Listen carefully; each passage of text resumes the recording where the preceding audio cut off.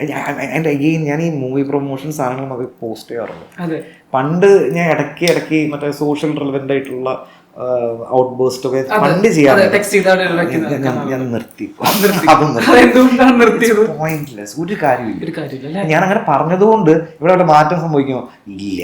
പിന്നെ വെറുതെ കുറെ ആൾക്കാർ അപ്സെറ്റ് ചെയ്യിപ്പിക്കാൻ വേണ്ടി നമ്മൾ വെറുതെ കുറെ പോസ്റ്റ് ഇടുന്ന പോയിന്റ്. കുറെ പേര് പറയുന്നുണ്ട് ലൈക് നമ്മുടെ ഈ വേൾഡ് മാറ്റണമെങ്കിൽ നമ്മൾ ഒരാളെ ചേഞ്ച് ആയാൽ മതി. അതെ, അങ്ങനെ ബിലീവ് ചെയ്യുന്ന ഒരാളാണോ? ഞാൻ പറയട്ടെ, നമ്മളൊരു ചേഞ്ച് കൊണ്ടുവരാണെന്നുണ്ടെങ്കിൽ you have to bring a change in yourself first എന്ന് വിശ്വസിക്കുന്നതാണ് ഞാൻ. അപ്പോൾ അത് എല്ലാവരും അങ്ങനെ ചെയ്യുകയാണെന്നുണ്ടെങ്കിൽ അത് എത്രയോ നല്ല കാര്യം.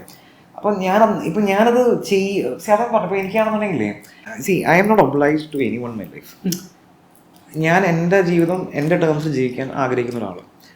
അപ്പോൾ ഈ പറയുന്നത് പോലെ അപ്പോൾ എനിക്കൊരു ഓബ്ലിഗേഷനും ഇല്ല, ഒന്നുമില്ല. പിന്നെ മാത്രമല്ല ഈ പറയുന്നത് പോലെ എന്താ പറയുക, ലെറ്റ്സ് സേ ഇപ്പോൾ ഒരു ഇൻജസ്റ്റിസ് ഞാൻ എൻ്റെ മുമ്പിൽ കണ്ടു, and if I can do anything about it, എൻ്റെ ഒരു പേഴ്സണൽ സ്പേസിൽ ഒന്നും ചെയ്യാൻ പറ്റുമെങ്കിൽ I will definitely go and do it. അല്ലാണ്ട് എനിക്കൊന്നും ചെയ്യാനും പറ്റില്ല. ഇവിടെ കിടന്നിട്ട് ഇങ്ങനെ പോകുന്ന ഫേസ്ബുക്കിലും ഇൻസ്റ്റയിലും post doesn't make any difference. കൊടുക്കുന്നുണ്ട്. യു ഫൈൻഡ് ഇറ്റ് പോയിന്റ്ലെസ് അല്ലേ? Extremely pointless. അപ്പോൾ this is no point also.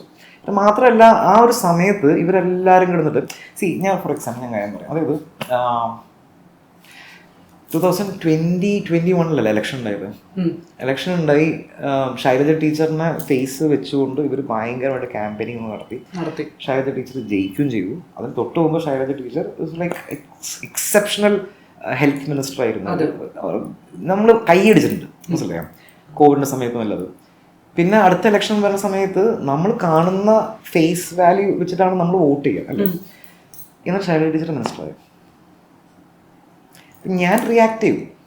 I M not saying the current health minister is bad, അങ്ങനെയല്ല ഞാൻ പറഞ്ഞു. പക്ഷെ ഞാൻ റിയാക്ട് ചെയ്തു. ഞാൻ റിയാക്ട് ചെയ്തു. ആ റിയാക്ട് ചെയ്തപ്പോൾ എന്നെ ഏറ്റവും കൂടുതൽ ചീത്ത വിളിച്ചത് അവരുടെ പാർട്ടിക്കാരനെയും. അത് വേറെ പാർട്ടിക്കാരൊന്നുമല്ല. എന്നെ ഏറ്റവും കൂടുതൽ ചെയ്യുന്ന പറയാ ഈ അതിന്റെ അടിയിൽ വന്നിട്ട് അതിന്റെ ബ്രൂട്ടലായിട്ട് ഭയങ്കരമായിട്ട് എന്താ പറയാ തെളിവിളിക്കാൻ എനിക്ക് വിഷയമില്ല. Because faceless people say anything I don't care. അതേ പറയാം, എനിക്കത് വിഷയമല്ല. പക്ഷെ ഞാൻ ആലോചിച്ചൊരു കാര്യം, എന്നെ ചീത്ത വിളിക്കുന്ന ആൾക്കാർ വേറെ പാർട്ടിക്കാരല്ല, ഈ സെയിം പാർട്ടിക്കാർ. ഇവരുടെ തന്നെ ഏതാണ് പാർട്ടി ആ പാർട്ടിക്കാരാണ് ചീത്ത വിളിക്കുക. അപ്പൊ എനിക്ക് അന്ന് മനസ്സിലായി it's pointless. What is A point? അന്ന് മുതൽ പിന്നെ ഒന്നും റിയാക്ഷൻ അന്നില്ല, അന്നുണ്ട്. അതിന് ശേഷം ഇടയ്ക്കിടയ്ക്ക് ആള് പോവാറൊക്കെ ഉണ്ട്. പക്ഷെ ഇപ്പൊ ഞാൻ പൂർണ്ണമായിട്ട് നിർത്തി. എനിക്ക് മനസ്സിലായി കാര്യമില്ല, ഒരു കാര്യമില്ല. അതേ ഞാൻ പറഞ്ഞ എന്തെങ്കിലും കാണിക്കട്ടെ. അപ്പോൾ നമുക്ക് നമ്മുടെ കാര്യം മാത്രം നോക്കി പോവുക, അത്രയേ ഉള്ളൂ. പണം ഇപ്പോൾ ആകെ ഞാനിപ്പോൾ സോഷ്യൽ മീഡിയ യൂസ് ചെയ്യുന്നത് ഫിലിം പ്രൊമോഷനും കാര്യത്തിനായിട്ട്. അല്ലാണ്ട് ഞാനിപ്പോൾ if you ask me I will not say a word on politics, nothing on എന്താ പറയുക സോഷ്യോ പൊളിറ്റിക് പരിപാടി ഞാൻ തൊടില്ല എന്ന് തീരുമാനിച്ചു. കാരണം ഇറ്റ്സ് നോ പോയിന്റ്.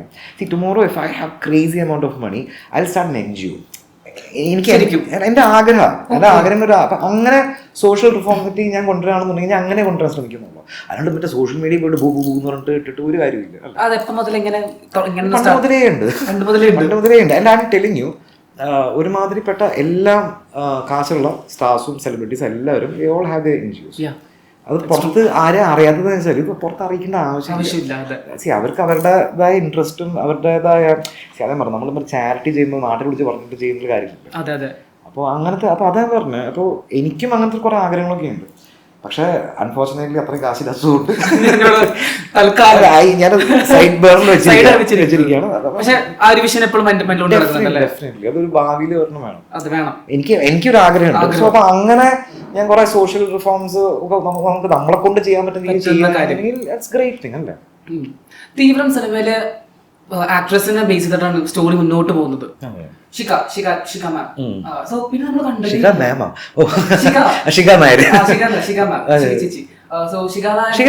അറിയത്തില്ല.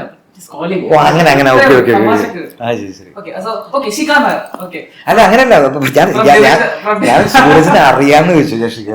ഡയറക്ടറിന്റെ വർക്ക് ചെയ്ത ശിഖാന്തായിരുന്നു പറയാം. സോ ശിഖാന്താരെ നമ്മൾ കണ്ടതേ ഇല്ല.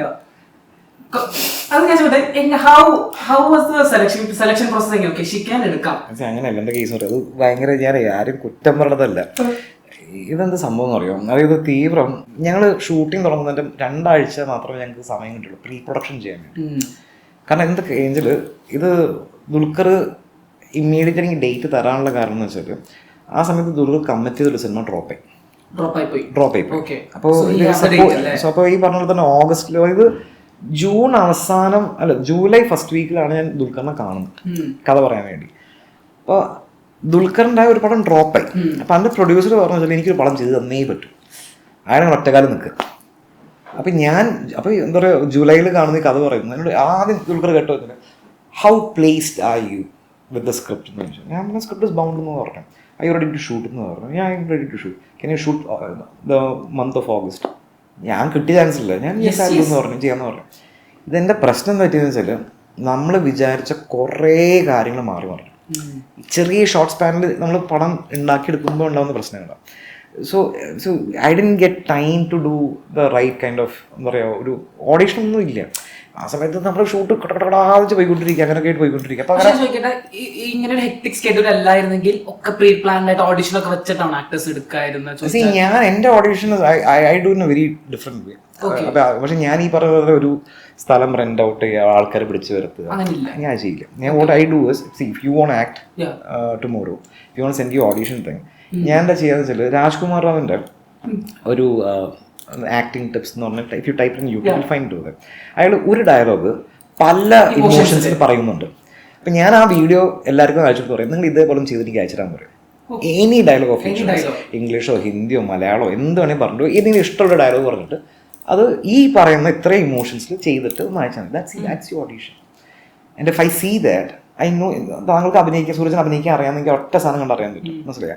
ഞാൻ ഉദ്ദേശിക്കുന്ന ക്യാരക്ടർ സൂരജനെ കൊണ്ട് ചെയ്യിപ്പിക്കാൻ പറ്റുമെന്ന് ആ ഒരു സർട്ടൻ മോഷൻ കാണുമ്പോൾ എനിക്ക് പിടികിട്ടും. That's how I select actors. അല്ലാണ്ട് വെറുതെ കുറെ ആൾക്കാരെ കൊണ്ട് നിർത്തുക എന്തെങ്കിലും ചെയ്യൂ സിറ്റുവേഷൻ ഞാൻ ചെയ്യില്ല. I don't believe that. എന്താ കാര്യം എന്ന് അറിയോ, നമ്മൾ അതാ പറഞ്ഞത് ഇപ്പോൾ അങ്ങനെ അല്ല ഒരാളെ സെലക്ട് ചെയ്യേണ്ടത്. ആദ്യം ഞാൻ പറഞ്ഞു എനിക്ക് അഭിനയിക്കാൻ അറിയാത്ത ആളെ കൊണ്ട് അഭിനയിപ്പിക്കാൻ എനിക്കറിയാം. സത്യം അതാ ഞാൻ പറഞ്ഞത്.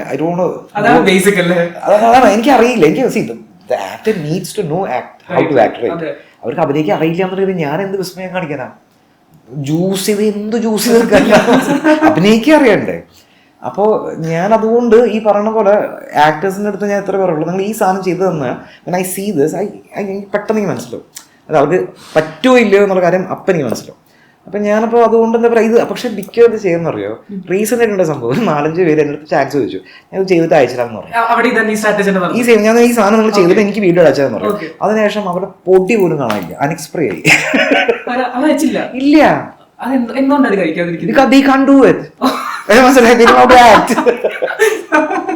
അഭിനയിക്കാൻ അറിയാം. ഇവരെ വിചാരം എന്ന് പറയോ അവിടെ വരിക നിൽക്കുക കുറച്ച് ലൈൻസ് പറയാ സൂപ്പർ സ്റ്റാർ മണി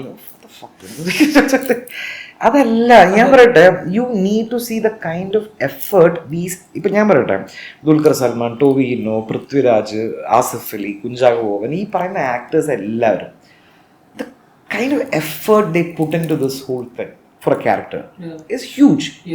അതുകൊണ്ടാണ് അവർ ഇത്രയും നാളായിട്ട് പിടിച്ചെന്നുകൊണ്ടിരിക്കുന്നത് ആസ് ആക്ടേഴ്സ്. അപ്പൊ പെട്ടെന്ന് പറയുന്നത് എനിക്ക് അങ്ങനെ പോലെ അങ്ങനെ അഭിനയിക്കണം എന്നല്ലേ. So that's I don't know what happened to her. പക്ഷെ ഈ ആ സിനിമ എനിക്ക് ശേഷം എനിക്ക് തോന്നിച്ചാൽ എന്റെ കേസ് പറഞ്ഞു ലൈക്ക് ഐ സെഡ് ഞാൻ ആരുടെടുത്തും ഫോളോ അപ്പും പരിപാടി ഞാൻ ചെയ്യാം. ഞാൻ കഴിഞ്ഞു, ഞാൻ പോയി. ഞാൻ പക്ഷെ ദുൽഖറിനെ കണ്ടിട്ടില്ല പറയാ. അല്ല കണ്ടു കുറെ വർഷം അവിടെ പിടിച്ച് കണ്ടു. ഇല്ല ഞാൻ എന്തൊക്കെയുണ്ട് സുഖല്ല എത്ര നാളെ കണ്ടിട്ടില്ല 2 മൂവി അങ്ങനെ ഞാൻ I have a script I'll pitch it. മനസ്സിലായോ? Now it's become very impossible കാരണം ഇദ്ദേഹം ഈ പറഞ്ഞ പോലെ തന്നെ തെലുങ്കും ഹിന്ദിയും ഒക്കെ ആയിട്ട് ഭീകര ലൈനപ്സും കാര്യങ്ങളും ഇറ്റ് ഡസന്റ് ഹാവ് ടൈം അത് വേറെ കാര്യം. എനിക്ക് അങ്ങനത്തെ ഇപ്പം എന്ത് കേസുണ്ട്. എൻ്റെ വേറൊരു പ്രശ്നം എന്ന് വെച്ചാൽ ഞാൻ സ്റ്റാർസിന് വേണ്ടി പടം ചെയ്യാൻ എനിക്കറിയില്ല. എനിക്കല്ല എനിക്ക് എൻ്റെ ഒരു ക്യാരക്ടർ ഉണ്ട്, എൻ്റെ ഒരു വേൾഡ് ഉണ്ട്. ആ സിനിമ ആണ് ഞാൻ ചെയ്യുക. ഇതിലാർക്ക് ആരെയാണ് നമുക്ക് നന്നായി കാസ്റ്റ് ചെയ്യാൻ പറ്റുക അങ്ങനെ ചെയ്യുള്ളൂ. I don't know how to package a movie for a star and kind of thing. See if you notice one thing, ഇപ്പോൾ I don't know you seen this movie YouTube Brutus. അപ്പോൾ അതിൽ മറ്റേ ടൊവിനോ അന്ന് Tovino is not a star. മനസ്സിലായി? ഇപ്പോൾ ടൊവിനോ കൊണ്ട് എനിക്ക് ആ റോൾ ചെയ്യിപ്പിക്കാൻ പറ്റില്ല. ടൊവിനോ ചെയ്യോ ഇല്ലെന്നല്ല വിഷയം, എനിക്ക് ചെയ്യിക്കാൻ പറ്റില്ല. ഒരു ഡയറക്ടറിന്റെ വിഷയം നോക്കുമ്പോൾ